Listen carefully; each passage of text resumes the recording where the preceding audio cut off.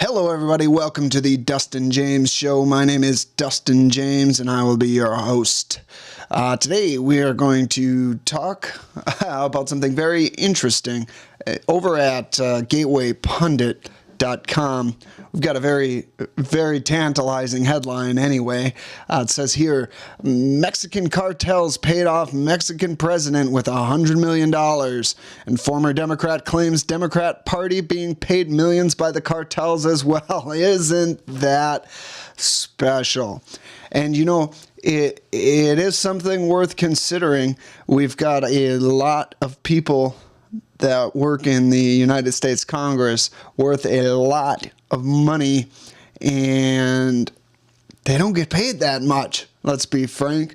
And we're going to focus, I guess, on Nancy Pelosi, who's the Speaker of the House currently, and we're going to focus on a little trip that she made to Mexico back in 2016.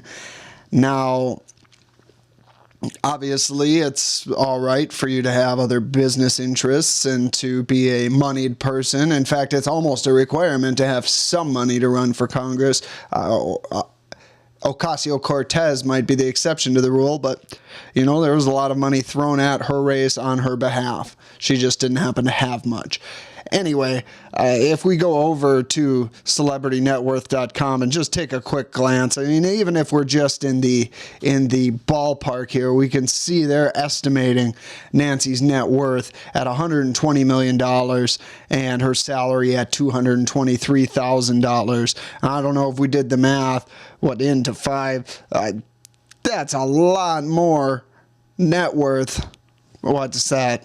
It's incredible. It's an incredible math. What do we got? 120 divided by 0.225. So 533 times her yearly salary is her net worth. Now her husband's an investor, right? And they've got money in other places. But I would just say this is the reason people are even asking the question. It looks a little fishy. And what's the old saying? If it looks like a duck, it quacks like a duck, it's probably a duck.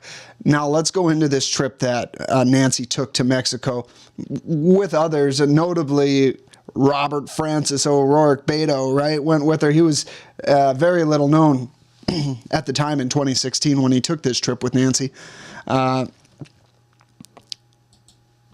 We see here is the article, again from RioGrandeGuardian.com.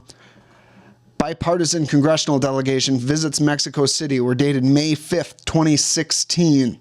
And this describes how Nancy Pelosi and Beto O'Rourke and a few other members of Congress in a bipartisan delegation went to Mexico City to meet with the President of Mexico, Enrique Peña Nieto, and some other Mexican senators and other, how should we say, notable dignitaries of the country. So they went down there, and from this article, I took one thing to be quite interesting. One little line in a quote from Nancy, where she says, we had a glorious meeting, a really very thorough exchange of subjects and views, again about our shared values and shared border with the President of Mexico. Now again, I would like to highlight here, she spoke of her shared values and shared border with the President of Mexico. Interesting story, once again, from BBC.com. We have testimony. El Chapo, he is the former head of the Sinaloa cartel, one of the largest drug cartels in the world, essentially, who was running all sorts of illicit materials across the southern border and into the United States for sale to U.S. citizens. He's been on trial since around November, and let's see, this article is dated January 15th. Alex Cifuentes, who was a close associate of Guzman, basically he's been self-proclaimed right-hand man. He did some financial work and other things, has testified in El Chapo's trial, saying that he made a bribe that was accepted by President Enrique Peña Nieto, the same guy who Nancy Pelosi has shared values with. Now, I am not saying that the values that they share is enjoying being bribed for political power in order to sell out their country, but maybe it could be. If you read the article that details their trip, there were a few things that were highlighted among what they talked about when the congressional delegation went to Mexico. Of note, they talked about human trafficking, the Trans-Pacific Partnership, and other ways that they can respect the people of Mexico and the country of Mexico. And again, they also talked about strengthening bilateral relations and combating transnational crime. Now, if you're committing transnational crime by accepting bribes from drug dealers, I'm not sure how you can have a conversation in which you would focus on combating transnational crime. Seems a little bit strange to me. But basically, the point I'm trying to get at is if Nancy Pelosi's got shared values with Peña Nieto, and now we've got testimony in United States federal court that says Peña Nieto accepted $100 million bribe, what can we expect? And now we go to the Gateway Pundit article where we've got this gentleman by the name of Jeffrey Peterson making the claims that the Democrats are being paid by the Mexican cartels as well. So that brings us to the issue of the border wall. All right, Trump wants a border wall. Nancy Pelosi's and Chuck Schumer are hard up to stop him at any cost. Now, is this just because they're being obstructionist to Trump? I don't know. Do they have another dog in the fight? Well, it's possible, and that's what's being alleged by Jeffrey Peterson here. And you know, I looked into Jeffrey Peterson for a little bit. It looks like he claims he was a Democrat for a while. He walked away. He was part of a Spanish-English social networking site. I guess he started something called Que Pasa. I've never heard of it before. Anyway, what I'm getting at, I don't think that his provenance is of much importance here because of the simple fact that he's putting himself out there, making these claims. If they're untrue, he is the one that's going to be held liable for them. And it sounds to me, based on, you know, the pictures at a baseball game that he's got, saying his former friend Kirsten Sinema was there with Nancy Pelosi. It sounds like this guy's in the know. He knows who he's dealing with, and he understands that if he's putting out falsehoods, they're going to rain down holy hell on him.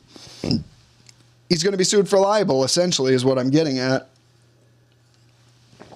And that's of course, if this is false, so it only leads me to believe, since I haven't seen a lawsuit for libel yet, of course this could take some time, that this is true.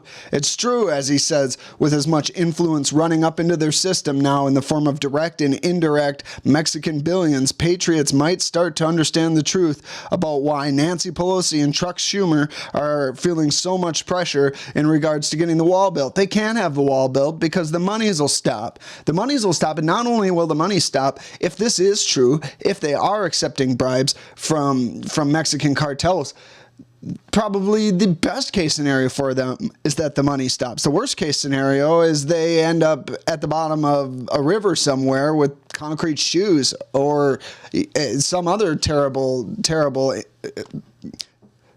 circumstances for their families and themselves. That could very well be the case, as is the case if we go back to the testimony in the El Chapo case. The Alex Cifuentes goes on to say that El Chapo had considered just conducting a hit on one of the other dignitaries that he was going to offer a bribe to, and he said, well, maybe instead we'll just whack him, and then we won't have to pay out the money. Now, it does go on to say as well that the hit was never carried out, but that's the sort of thing these people are facing, and that's because they get themselves in bed, essentially, with the terrorist drug runners. That's the only way you can classify these cartels. They kill people and don't think twice about it if it's to further their objectives, which is to make money off of illicit products which are shipped over the border, whether it's through ports of entry or these claims of ports of entry. I'm not so sure that I can get on board believing that most of these drugs and things are sent through ports of entry, because to be frank, it doesn't take much to get $100,000 worth of heroin over the border. I'm not an expert in package quantities and sizes, but I know that the heroin, say, is much more valuable than something like marijuana, which has to be shipped in bales.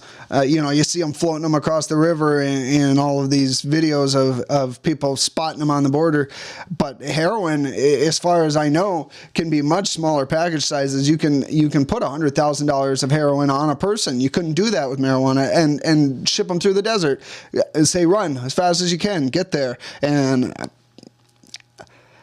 to me, that'd be the way they would do it. They're not stupid. They're being successful, clearly, with the fentanyl and heroin overdoses on the rise in the country, and killing, something. I don't want to quote the statistics for fear of getting it wrong off the top of my head, but it's an incredible number of people that are succumbing to this highly dangerous, highly addictive drugs that are being shipped over the border by, well, at least the head of the cartel is on trial now, but don't think for a moment the cartel's not still operating.